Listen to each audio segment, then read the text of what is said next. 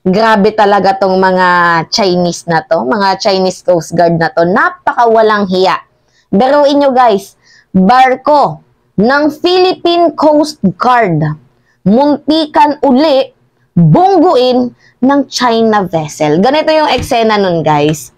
Yung Philippine Coast Guard natin naglalayag for resupply mission doon sa Ayungin Shoal. So ito namang Chinese Coast Guard na to, sinundan nila itong Philippine Coast Guard at binablock nila sa driveway. Wow, driveway. Pati din pala sa dagat, guys, merong traffic.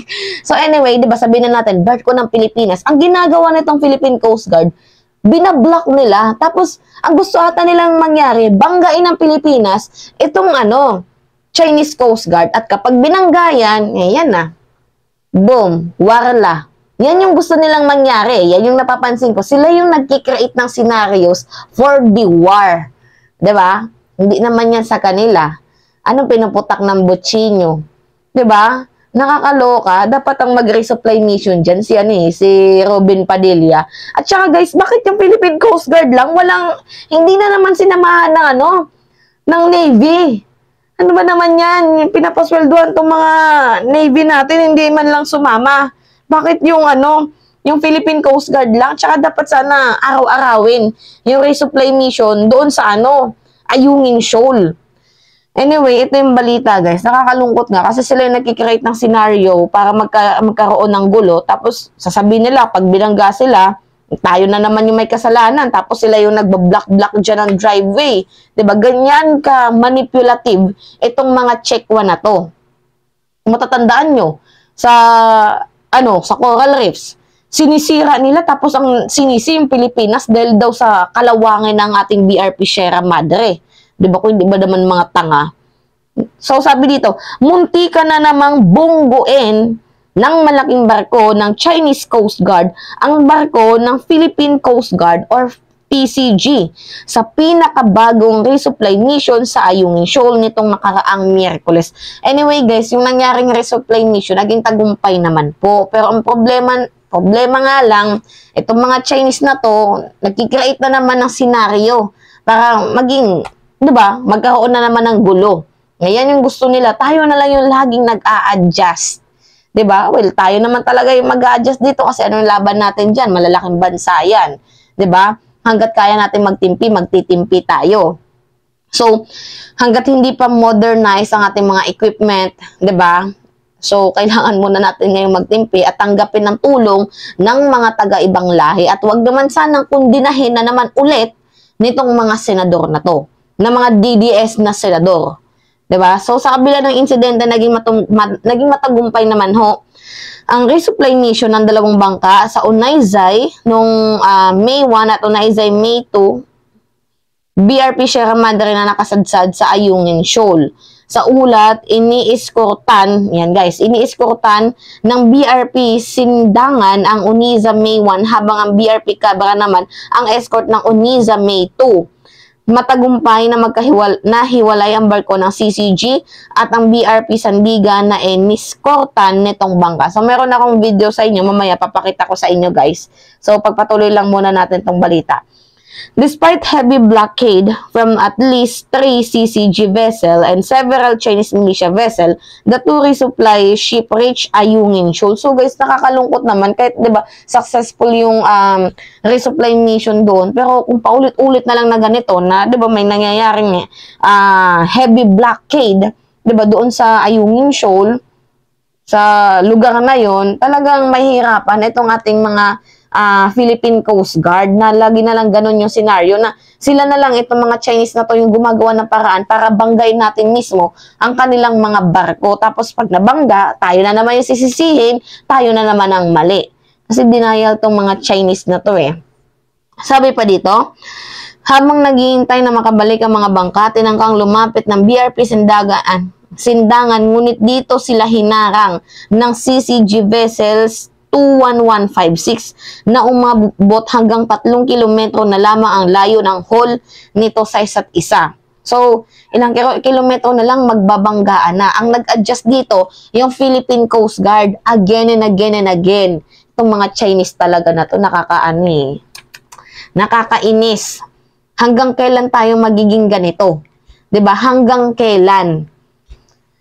Sarili nating teritoryo, tinetreaten tayo. 'Di ba? Nung umalis ang CCG vessels, dalawang Chinese militia vessel naman ang lumapit. Sila yung lumapit sa BRP Sindangan, habang ang BRP Cabra ay pinalibutan ng isang CCG ship at tatlong Chinese militia vessel. Isang Chinese Navy warship rin ang bumuntot hanggang 800 metro sa BRP Sindangan. Sa sarili nating bansa, 'di ba? Sa sarili nating teritoryo, tinitreaten tayo nitong mga Chekwa na to. Abay, napakawalang hiya. Wala man lang, best solution dito? Ha? Yung mga senador dyan, puro na lang ba kayo ngawa? Hindi nyo tutulungan ng ating presidente? Puro na lang ba kayo pagkukundina? Hindi kayo kikilos? Ang naturang resupply mission ay 3 mission ng Pilipinas makakaan ng pambobomba ng water cannon ng China sa resupply ship noong August 5. Itong water cannon na to, hindi lang to nangyari ngayong taon, sa panahon ni PBBM. Panahon pa pala ito ng pandemic. Nagkaroon lamang ho ng news blackout dahil nga ayaw payagan ni Duterte na magsalita itong, sabi na natin, PCG or kung sa anumang ahensya, ukol dito sa West Philippine Sea. Kasi nga, kapartner niya itong mga Chinese. Kaya itong mga Chinese na to, habol lang habol sa atin kasi yung nakaraang administrasyon, pinabayaan. Nagigets? Ito yung video. Parinig natin sa inyo, tapos ipakita na rin. Kaloka, kung hindi lang sana pinabayaan, Gaan ang barko ng Pilipinas sa China nang harangin na naman ng China Coast Guard ang resupply mission natin sa Ayungin Shoal. Pero di gaya ng dati, hindi lang Coast Guard at militia vessels ang umaaligid sa lugar. May lumapit ding warship ng China. Nasa frontline ng balitang yan, si Brian Castillo. Mula Buliluyang Port sa Bataraza, Palawan, sabay na tumulak papuntang Ayungin Shoal ang BRP Sindangan at BRP Cabra ng Philippine Coast Guard. Kasama ang mga ito sa resupply mission. Tingnan niyo yan, guys, Western Command sa nakasadsad na BRP Sierra Madre. Madaling araw nagkita sa laot ang PCG at ang dalawang supply boats na Onizame 1 at 2. Pero sa gitna ng biyahe, bigla nagsulputan ng mga ilaw na yan sa malayo. Habang papalapit ang dalawang resupply boat at ang PCG sa kanilang destinasyon, lumapit din ang mga ilaw na galing pala sa mga barko ng China Coast Guard. Pinuntutan nila ang resupply vessels hanggang sa bukana ng Ayungin Shoal. Bandang alas 10 sa umaga, sumalubong pa sa Philippine Coast Guard ang 3 pang barko ng China at ang 5 Chinese maritime militia vessels. Dito na nag-umpisa ang malapatinterong habulan sa dagat. Ilang beses pinuntutan at dinikitan ng Chinese vessels ang mga barko ng PCG. Kita niyan. At mga pangkang may bitbit na provision sa mga sundalo. This is the second resupply operation that we were able to monitor that the Chinese maritime militia vessels now are deliberately participating in blocking the Philippine Coast Guard vessels and even attempting to separate the Onizame from the Philippine Coast Guard vessel. Sa buhang ito naman, kita kung paano muntik magkabanggaan ang barko ng Pilipinas sa China Coast Guard. Nang subukan ito nga makipagkititan sa PCG, 1 hanggang 2 metro lang ang pagitan nila. Napilitan tuloy patayin ng PCG ang makina ng barko at tumatas para makaiwas sa disgrasya. Kung tayo, palagi nalang ikakat, tapos papanggain natin sila, ang mangyayari sa narrative nila, pinangga natin ang China Coast Guard vessel. Oo. So ito ang ating iniiwasan, no? Mahilig kasi guys mag-create ng political drama itong mga Chinese na to. Sila yung gumagawa ng way para tayo yung magkaroon ng kasalanan. Imagine, yung barko ng Pilipinas pupunta for a resupply mission doon sa Ayungin Shoal.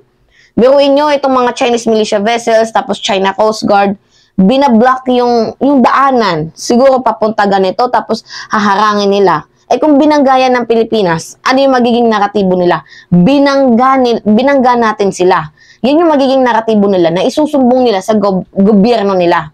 Tapos at the end, tayo pa ang mali.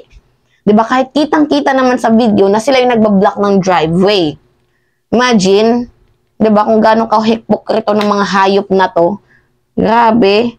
Sila yung tipo ng tao na gustong-gusto ng gulo palagi. 'Di ba? Hindi na lang sana tayo nila hayaan. Wala kasi kung hindi din naging pabaya yung nakarang administrasyon, di ba, kung hindi lang sana pinabayaan ni Duterte, itong floating barriers na to guys, 2019 pa din to. Ni-reveal ho ng isang mangingisda sa isang interview doon sa Ted Filon. 2019 pa din silang pinapahirapan sa pangingisda. 'Di ba? Tapos binawater cannon din sila. Hindi nag-react si Duterte, malamang kasapi niya itong mga Chekwa na to eh. 'Di ba? Ang tatapang ko no, as a Pilipino, ang tatapang magsalita sa mainstream media kung ano yan yung pagbumura, bumubukas sa kanilang mga bibig. Pero ang totoo, alipin din sila nitong mga Chinese. Tapos iniidolo mo to, Robin Padilla? Ha? Talaga lang ha? Talaga lang. Yung mismong mga COA reporters nga na nag-audit, napatumba nila. Huwag ako. Alam ko na yung galawan nitong mga Duterte na to. Alam na, ekis na. Kayo yung may gawa nito. Kayo yung may kasalanan nito. Kung bakit nagkakaganito ngayon ang bansang Pilipinas dahil sa ginawa nyo. May pa-news blocking pa kang nalalaman. Ngayon, truth will always prevail. Dati hangang-hanga ako dito sa concept nila Duterte, pero nung nalaman ko to, ang babaho nyo. Diba? Sinasaktan nyo yung puso ng ating mga mangingisda para kayo sa Pilipino? Ha? Para kayo sa Pilipino? Tapos itong ating mga mangingisda, hindi nyo man lang kaya ipagtanggol? Na kahit yung galunggong, gusto nyo mag-import pa tayo sa ibang bansa? Kaloka. Baka Duterte legacy yan. Anyway, it's me again guys, si Mima Alicia, yung nagbabalik ulit para sa ating panibagong video.